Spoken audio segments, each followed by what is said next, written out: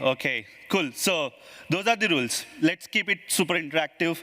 I will walk around, I will ask you questions, and I'll try to give a quick introduction of what the basics of HA and basics of DR are. There are so many sessions out there which are generally speaking going in depth of what exactly they are. I'm not saying that I would not go in depth. I'm more keeping this in the context of Azure SQL virtual machines. So that's what this session is all about. Okay, before I start, who is this dude who is kind of saying everything but not telling who he is? My name is Aditya. I'm Aditya. I work for Microsoft. I work for a team where we kind of make running SQL Server on Azure virtual machines more performant. So I have a great team. My manager is Pamela Hood. I don't know if anyone has seen her blogs. She's quite famous with her double sprinkles and all the sprinkles and everything. So she's awesome. And this deck is built by me and my partner. Her name is, my colleague, her name is Terrin Pratt.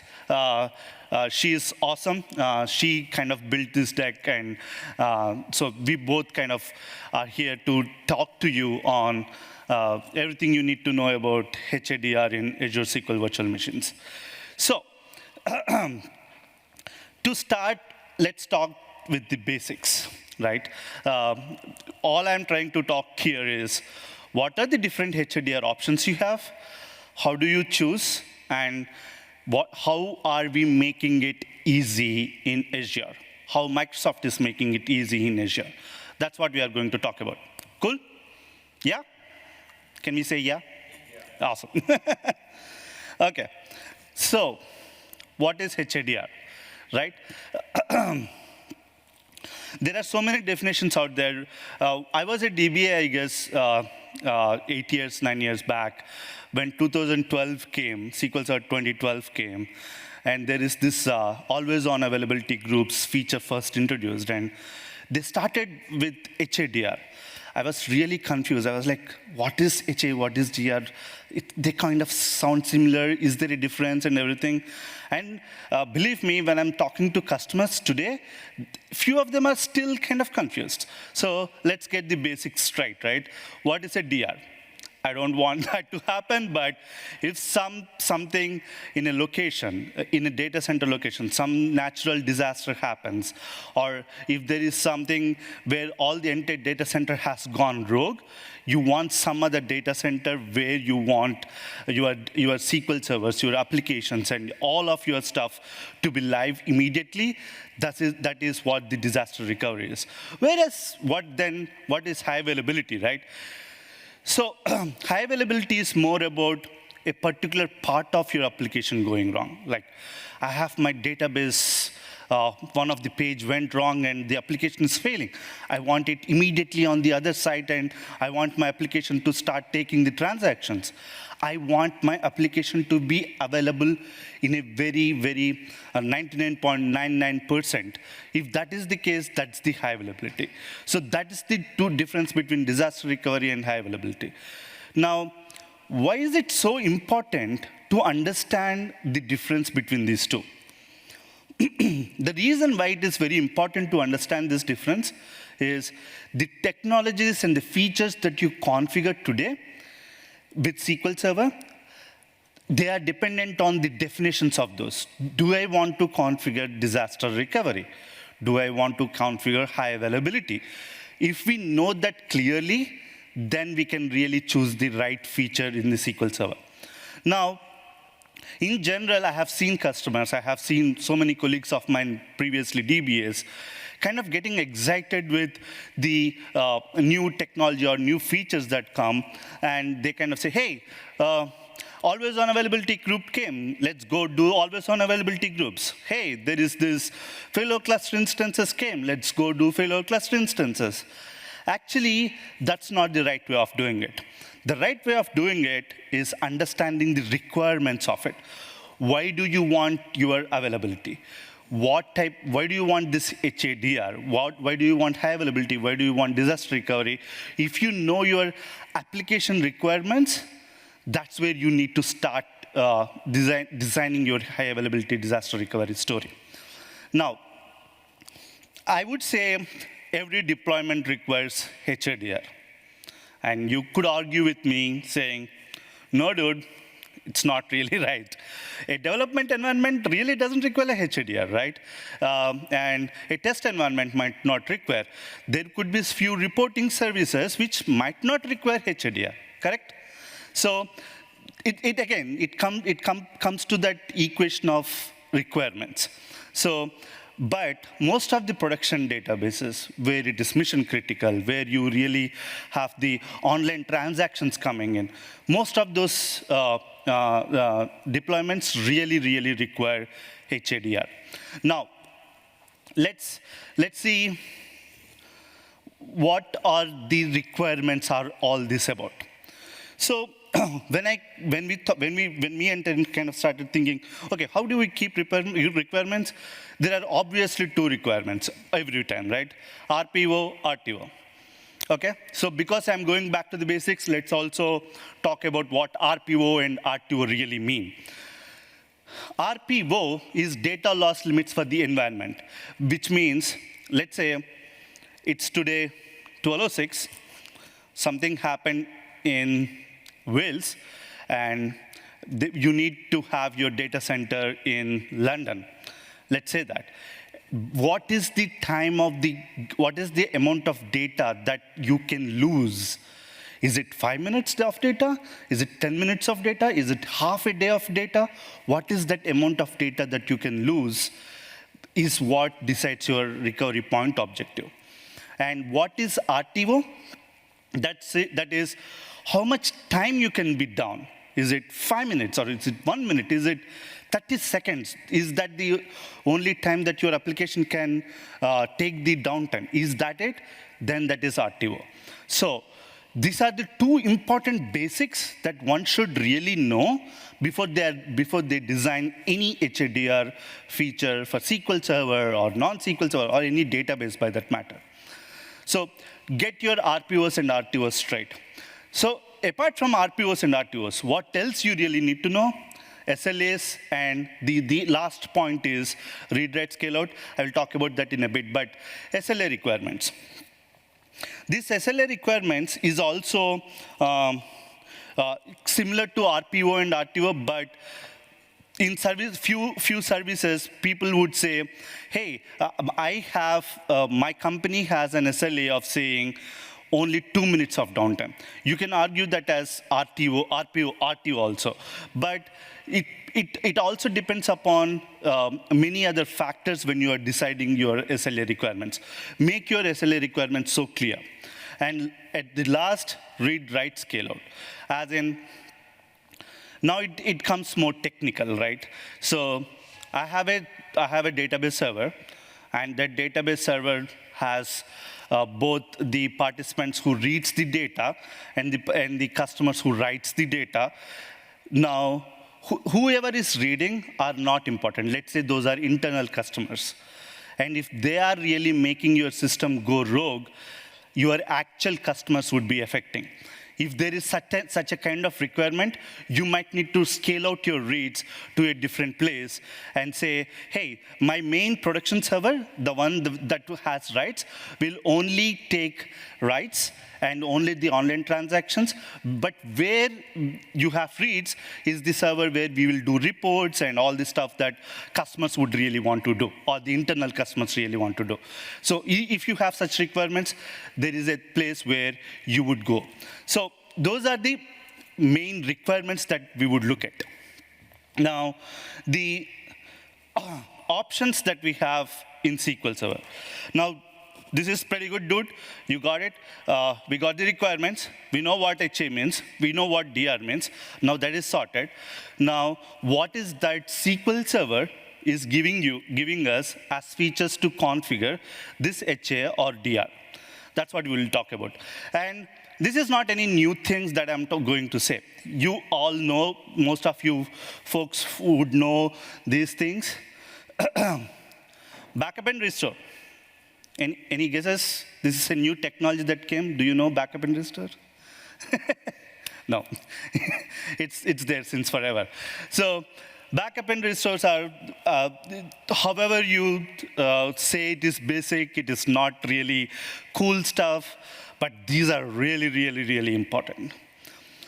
I, as a DBA, I, as a data enthusiast who is working on SQL Server, has to know my backups are going well, and I'm doing the proper restores on some other machine such that I can check my backups. So backup and restore is one of the most important things. Second is log shipping. Now, this log shipping has a very good story, right? Log shipping as its feature, I really, really love it. And often than not, when I go and see in Azure, when I'm talking to customers, and when I really present log shipping, they're like, really? Log shipping? Like, why? The reason is, it's a technology that just works. You just take backups and put it into a share, read it from it, and restore it. It works. It just works. So, but is it really suitable to every other scenario? Maybe not. Let's talk about it in detail when we get there. And there is this database mirroring. Anyone know about database mirroring? Hands, please. Yeah, that's the one where we actually started this availability group started with. So it's there in 2005, it's there in 2008, and we kind of discontinued it. Because we know that always-on availability groups are way good than database mirroring, and the secondaries in database mirroring are not readable, all that stuff. Now, let's talk about failover cluster instance. This is by far one of the favorite HADR, HA technology for most of the customers who are on-prem. Right? You have a SAN admin, they provide you storage, you keep 2 machines, and that is plugged to that SAN, and you have the failover cluster instance that's there. And finally, always-on availability groups. This is one of the very, very, recommended kind of a solution from Microsoft. Why a always-on availability group is kind of recommended many times? Have you ever thought about it? Any answers? Yeah. Yeah. So always-on availability groups is kind of good because you have redundancy everywhere, right? So you have a server, you have a storage, and you have one more server and dedicated storage to your secondary also. How many ever secondaries you have, that much storage is out there, and you have redundancies, and which means you are kind of increasing your SLA, you are increasing your, 99.99s to 4 nines, 3 nines, or whatever nines you want to, as you are with always-on availability groups. Essentially, you are taking away the single point of failures as being storage. So that's the always-on availability groups. And have you, anyone in the room, anyone has distributed availability groups? You? Okay. Okay. You do have? We think we need to have them because we're running across 2 different data centers with different subnets. Okay. Is that Let's talk about it when we get there. But distributed availability group is a very interesting technology. It's like you have your own availability group. If you are very, very far distant to like London, Wales, let's take that example. You have an availability group here, and you have customers coming here, and you really want, whenever things go wrong, your application is so critical enough that immediately after your failover, you want an always-on availability group stand up there, and you want to serve it. If that is the case, distributed availability group is a very good thing. But it's really, really complicated to do a failover and everything, because you need to look at the LSNs. You need to look at so many things while you are doing it. But these things kind of made easy with Azure Managed Instance. I don't know if you have seen Danny's presentation in today's keynote, where he kind of showed us just with MI Link, you can have managed instance. That's beautiful technology out there that MI team kind of built. So they kind of automate it for you. That's the power of Azure. So these are the different technologies that we have. Now, the reason why I kind of explained most of this in detail, but here, the reason why I have a separate slide of this is I really also want to go ahead and say how Azure is really doing it, right? In backup and restore, as I really mentioned, it's kind of taking backups and putting it somewhere and restoring whenever you really need to. So what is so different in Azure, Aditya? In traditional on-prem, if you take a backup, you would keep it in SAN, or you would keep it in some file share. But here, you would keep the backups in a blob container or blob storage of Azure, which is extremely highly available. That's what makes backup and restore in Azure VM more sustainable. So imagine, whatever happens, your backups are not lost. That's the power that you would get if you are in Azure VMs. And because you are in Azure, and because Microsoft knows how to run SQL Server on Azure, we made all the backup extremely easy when you run backups on Azure SQL Server VMs. That's called, there is a feature, I don't know if internet is coming right now, but I will try to show you folks the automated backup feature that we have if you have SQL Server on Azure VMs. And the automated backup is a feature where you can say, hey, I want backup so-and-so date, so-and-so time, and we'll take care of it. It's kind of automated pretty much in Azure VMs, when you are in Azure VMs. And there are people who use Commvault or some other technology out there in on-prem. And guess what? We have an Azure Backup Enterprise technology where you pay for storage, pay for the technology, and we take care snapshot backups, VDI backups, all the backups that generally the other teams kind of do. Azure Backup Enterprise does that. So that comes with a price. This automated backup is not for a price. It's for free. It is kind of done by SQL IaaS agent extension. If anyone has questions on SQL IaaS agent extension, please come to me, because that's the part that I work every day in Microsoft. Now, as I said, log shipping. Right? This log shipping, as I said, is very interesting. The thing in Azure, when you do log shipping, is again, you have your transactional logs, which we kind of put it in a blob storage, and we kind of review it, and we kind of do that.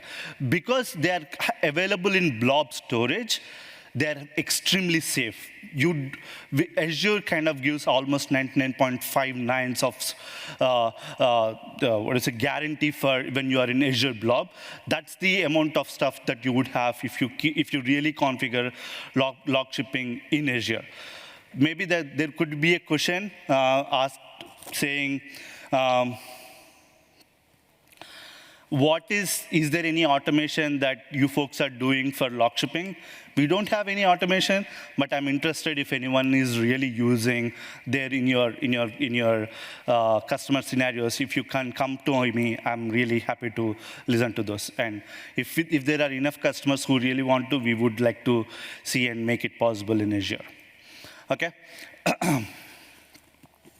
And failure cluster instance. So as I said, this is shared storage. Now, what is shared storage in Azure? Azure previously doesn't have any shared storage. The way people used to configure in Azure is using storage spaces direct, S2D. It's a different technology that you use where you have storage and you kind of map it and you do it. It's a big maintenance, but it's a beautiful technology that Failover Cluster team has got us. So S2D is the technology people used to configure. Now, Microsoft has come up with disks called Azure Shared Disks, where you can almost how you configure a storage and attach that storage to the VM. You can configure a shared storage and say, this shared storage can be attached to two VMs, and you can essentially replicate failover cluster instances. Now, we will talk about availability zones and availability sets in a bit, but let me come back to one single point of telling, can I have these shared disks across two different data centers? Let me answer that when I'm talking about availability zones and availability sets, okay? So that's pretty much about failover cluster instance. And always on availability groups. Now this one is a very interesting technology, right? Microsoft has got this, and we really think that this is the technology that we should recommend to customers almost every time when they are in Azure SQL VM. The reason why we are investing a lot in here is, as I said, we know that this is the technology where you get most of your nines, 99.999%. So that's the reason why we think that always-on availability groups are the way to go as the technology when you are in Azure SQL virtual machines, right? So there are if you go to David Plus session tomorrow about Content AG, I don't know how many of you attended Bob Ward's session yesterday. There he spoke about content ages. Today morning in keynote also, Erin kind of spoke about content ages. So content ages is a very big thing. With SQL Server 2022, we really take pride. Kevin Farley, wherever you are, thank you so much. He is the PM who kind of got this done. So content ages is one of the better feature we added for always-on availability groups, where we sync master and the jobs which were created on primary are right now on secondary automatically. I need not create it, all that very good stuff. And how we are making this very easy in Azure, I have a demo that I can show you. We really worked last 6 months in making the experience of creating this always-on availability groups extremely easy for the customer right from the scratch. I can show you that. Okay, any questions? If I take a break. Any questions online? No, cool. Any questions? You could ask me, Aditya, you said interactive and you are just speaking out. Where is the interaction here? Right, so that's where you will get it. Give me 2 minutes. Okay. Now, availability sets, availability zones, right? This is all SQL Server features, like log shipping, backup restore, all that stuff is SQL Server features. But Azure, right out of the bat, gives you HADR stuff. How? When you configure a VM in Azure in availability sets, you get 99.95% of HA already, because when you configure it in availability set, what is an availability set? Essentially, what exactly it means is, in availability set, you have a fault domain and an update domain. If you have your VM, 2 VMs in a fault domain, that means that domain is sharing the same power switch, same network switch, everything same. Whereas update domain means, let's say we need to do the rolling restarts, because Azure also need to maintain the firmware and everything internally, right? So we restart all the VMs in single update domain all at once.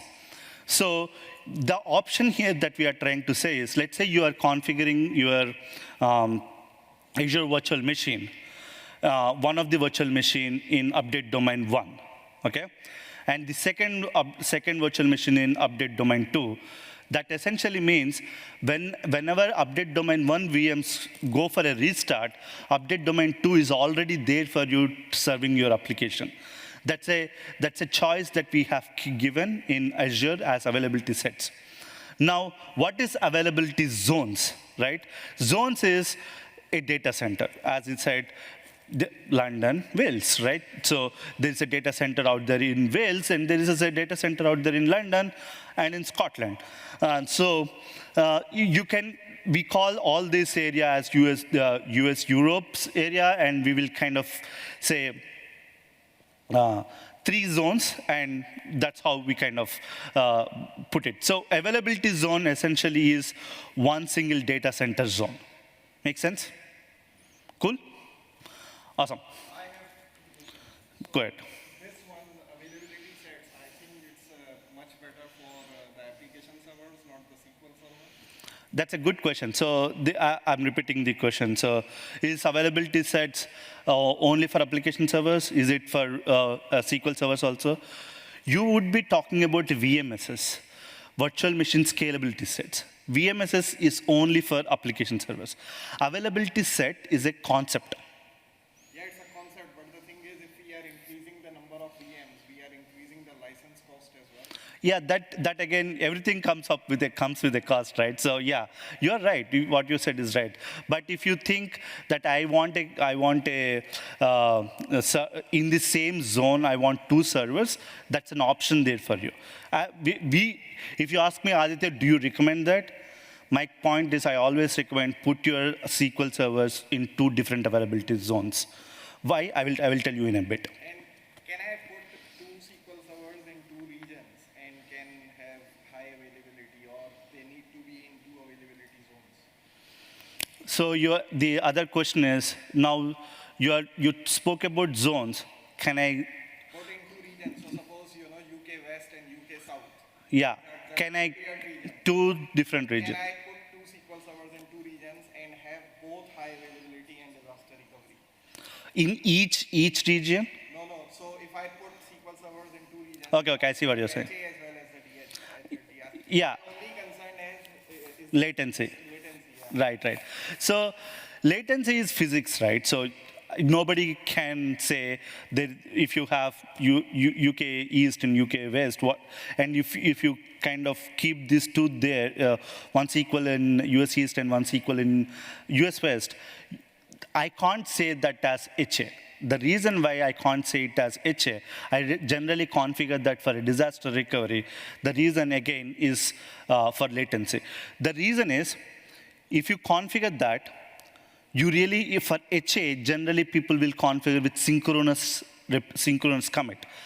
Whereas asynchronous commit is really required for higher latency places. If you have a higher latency, you need to configure asynchronous commit.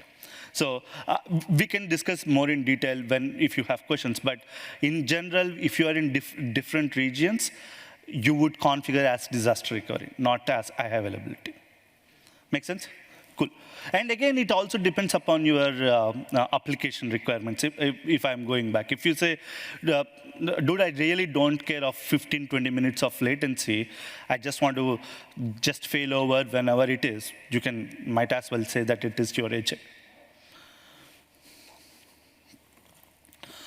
So configuring this, your SQL servers in either availability sets and availability zones kind of gives you this kind of SLAs, right? 99.95% if you configure it in availability sets, and 99.99% if you configure it in availability zones. The reason why it is the redundancy again. If there is a data center loss, and you configured your SQL servers in one single zone, you are essentially losing all your data. But if you configure in 2 different availability zones in single region, you have a protection for losing the entire data center basically. So that's why you will have higher resiliency if you configure across availability zones, and that's what we recommend for SQL servers. Make sense? Now, here is the part where I really need your participation. So the way we are going to do this from here is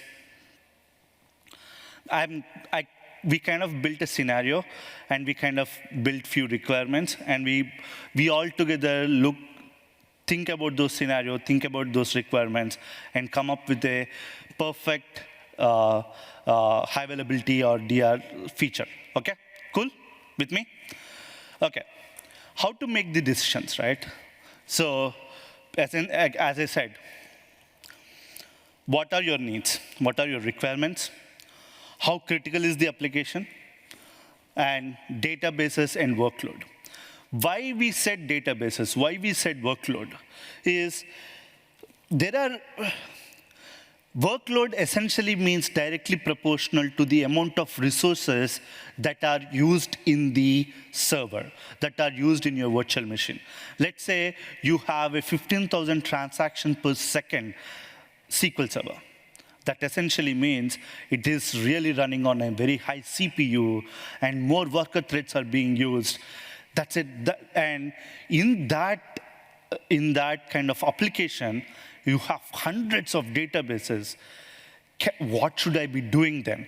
What kind of feature I need to really use? So we might need to really look at such kind of features before we say this is what the HADR feature that I would really want to go for. Okay, so that's the reason why number of databases are important. The type of workload is important. Is it an OLAP? Is it an OLTP? All such things should really matter when you are deciding HADR features. Okay, now this is how we look at as all these technologies, right? If you have, this is the kind of, if you want lower RPO, lower RTO, as in your recovery point objective, I can't really lose much of a data. I really want immediate response outside in the secondary. If that are my requirements, we recommend always on availability group. And if my recovery point objective and recovery time objective is kind of increasing a bit, my technologies kind of shift a bit. So basically have this picture in your head, and with this picture, we'll go ahead and answer the questions for the scenarios that we kind of built. Okay? Any questions before I go for the scenarios? Yeah. Replication, SQL Server replication, you mean? Yeah. And why didn't you write that SQL Server replication? I'm going to take this question back to my team. So while we are making this presentation, we kind of argued about it a lot. Is SQL Server replication a HADR technology? Yes or no? How should we really do it? It is supported, but we might not say it as actually HADR technology. Hear me out. Why? In replication, essentially what you do is you have a publisher, you have a subscriber, right? You have the subscriber, you have the ability to change data in the subscriber. It's essentially shipping the transactions only, reading from a publisher and putting it in the subscriber. So there is no more single point of truth, golden truth, because there you are, in your second, you are essentially making changes. You have the ability of making changes. Hence, we are not really calling it as a HADR technology. Make sense? Yeah, but can you configure replication? Yes, yes, yes. Of course, you can configure replication. Sorry? In terms of your rules on a failover cluster, Uh-huh. given you've got an active and a passive node, Okay. do you have to pay for the license on both of those nodes all the time? Very good question. So the question is, I have an active, I have a passive, and I have configured failover cluster instance. Do I need to pay license for both the nodes? Nope, only on the active. Okay.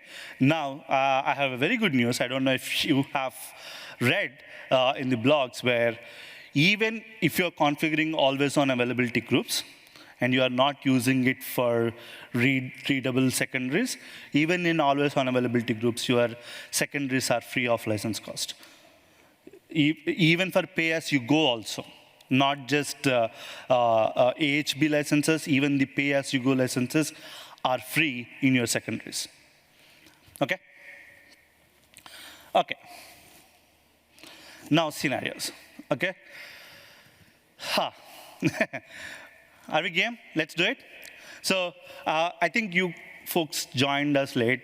What I was saying is we'll talk about the scenario, we'll play around, and we'll see what is the right HADR technology that we should pick, okay? Let's say there is a organization, we call it as Contoso, or you can call AdventureWorks like Buck Woody called today. So Contoso Corporation, they are starting up with their SQL servers, they are setting up stuff, and now they are at a place where they want to start doing HADR for their servers. We all are DBAs for Contoso, okay? Ready? So the first requirement our company came up with is they wanted development and test environment, okay? And that development and test environment should be periodically refreshed with the new data, okay? They have a production environment, and they want a development and test environment that should be periodically refreshed with the new data. What would you suggest? It's not, the development tests are not customer facing. They can be down for 1 to 2 days. Awesome, claps please. Yeah, I would say backup and restore too. Because there is no need of creating an immediate failover stuff or anything, right? It's a very easy scenario where you can use backup and restore. It's not an HADR feature. It essentially is how to use SQL Server feature for a particular requirement. Make sense? Cool? Okay, awesome. Do I have a swag? I don't have a swag to give. Okay. But sometimes people will say, why not log shipping, Aditya? Like, you are saying that log shipping is also kind of frequent and everything. Yeah, you can say log shipping, but for log shipping, you need to have your databases in full recovery mode, right?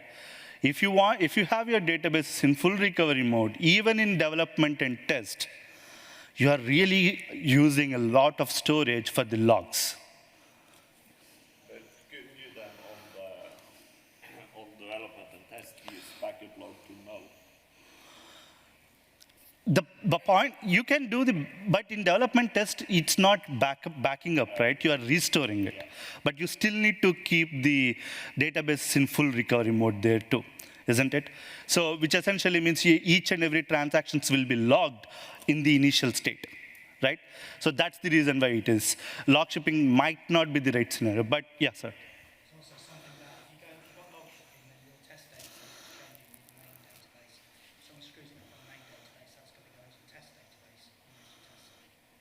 I didn't get you, I'm sorry. In that situation where you're testing, you want your test data to be static. Yeah. If you're running log shipping, it's going to pick up all the changes that you make on your live data. Yes, yes. And mess up. Yeah, that also is the reason. Yep. Thanks for pointing. As far as I know, in log shipping scenarios, the standby is read only, so I can't use it for testing. That's a good point. Let's come there. Very good question.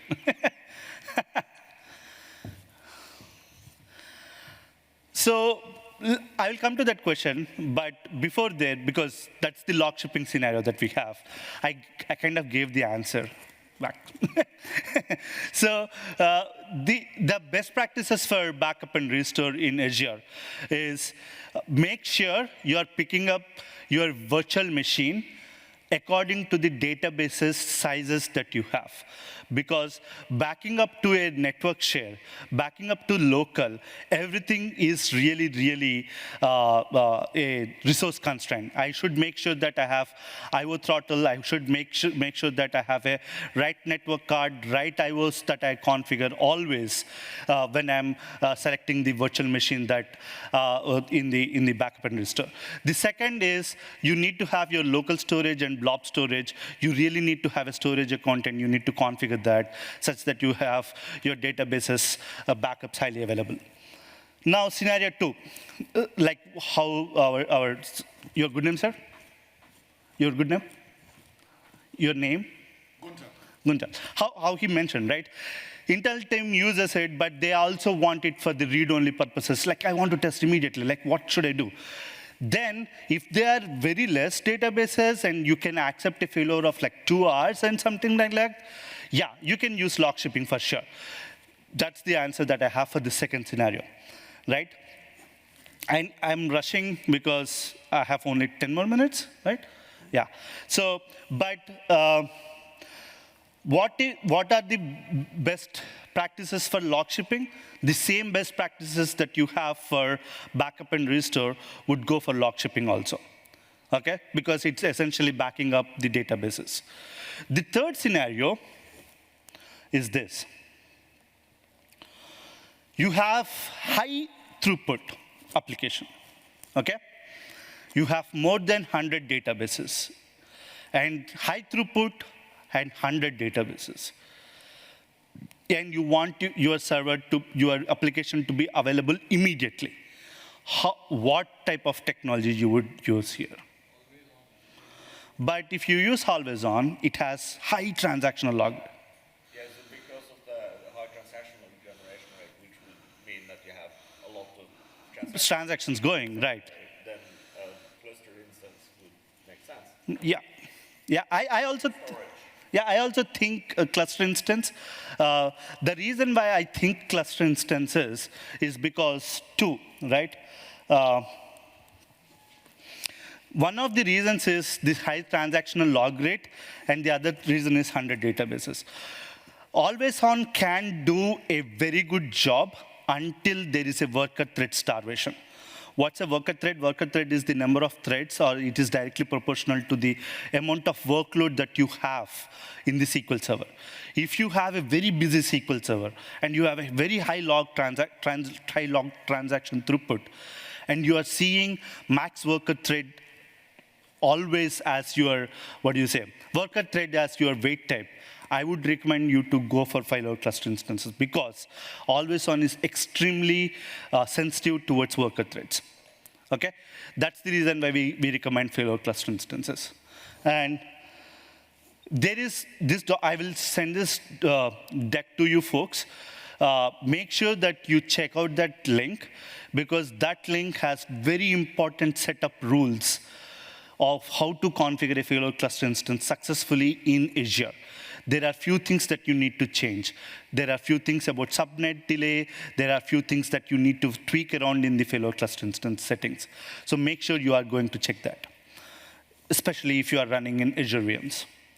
Last scenario is you have less than 100 databases. You need your scalable read out there, and you also have a property of requirement of doing only 5 minutes downtime. What would you do? Always on availability groups, right? So that's what we would do if we kind of do. And 90% of the customers that I see and the customers that I have worked for in previously has fallen into this place. Except the backup and restores and development refreshes, most of them comes to here. And what we kind of recommend is, please use multi-subnet, not the single subnet. But if you use multi-subnet, you can use the listener instead of load balancer.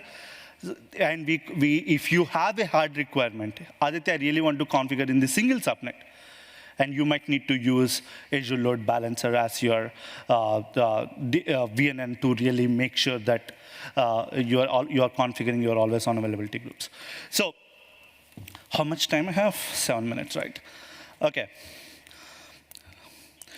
What we did is in at PASS, we kind of, in November 2022, we released an experience, especially making easy this always-on availability groups extremely easy to configure, right? All you need to do, go to Azure portal and look at SQL virtual machines. When you are kind of in this page, there will be this button called high availability checkmark. And if you click on that, you will be driven into an experience where you can configure high availability with always-on availability groups, SQL servers, right from the scratch. Okay? So let me do the demo quick. So as I said, if you go to this portal, You can click on an image, whatever image you want to, and you need to click on that high availability button and say create. It will really take you to an experience that we have got you folks only for configuring the high availabilities. Here you can say how many instances you want. Hey, I want 5 instances or 4 instances or anything. It's all drag and drop. And you can say, I want my first instance name to be VM1, VM2, or whatever you want to, and all that. And you can place them in different availability zones. And then there are different options of VM sizes. If you want to know what is the right VM size to use, please come to my session on Saturday. I don't know if your folks are there till Saturday. My session is the last session on Saturday about price perf. So there we can discuss on that. So you can configure licensing, what is your licensing, your SQL Server licenses, all that, and you do a confirmation. And after that, we come to a place where we will configure the networking. In the networking, you will say, as I said, this is a multi-subnet failover stuff. You will say, my VM1 is in AZ1 with subnet 1. My VM2 is in AZ2 with subnet 2. And we will say, we will assign those subnets. And if you don't have subnets, we will direct you to a place where you can create a subnet and all that. Okay? Now, let me rush this.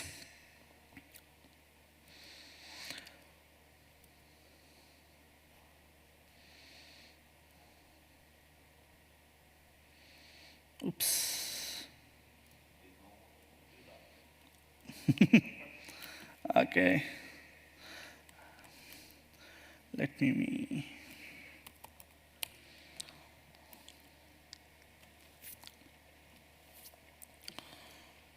Come on, come on. So you need to go to the SQL virtual machines. This is what I'm trying to say. And you can't see.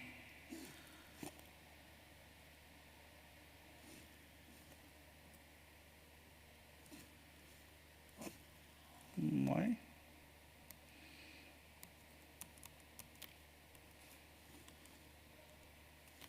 Okay, here you can go to create. Here you can select an image and say high availability and say create. Here is the networking. You can give whatever VMs and whatever subnets that you want. And then you need to give your cluster name and what is the storage account, your domain join username, all that, which means we are essentially saying we have SQL Server service account, we have the domain join users, we are joining the VMs that we have created also into the domain, we are forming a cluster out of it and everything. And after that, we'll say, hey, what type of disk you want, and what type of storage you want to configure, how much of log storage you want, how much of disk storage you want. We kind of do that too. And finally, we will say, hey, you know what? Give me all these kind of the availability group name, listener name, and the personal settings of the availability groups also. Like you can say, what is the max job you want? What is the SQL Server limits that you would want for the memory, max server memory that you want to configure? Do you want to do optimize for ad hoc workload or not? Do you want to configure instant file initialization on your machines?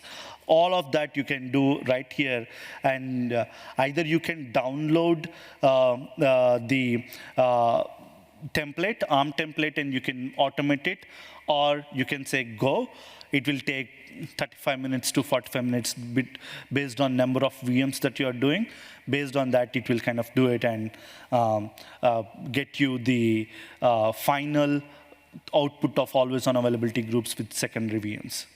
That's what it is. So it's all you need to do is give few inputs and say go, and everything will take care. We'll take care of your firewall rules. We'll take care of creating. We'll take care of creating instances, installation of SQL Server, installing SQL Server with best practices, striping your storage, everything under the hood. We will do it for you. All you need to do here is to come here and configure it. I hope you folks would use this and make sure you configure your SQL servers with high availability.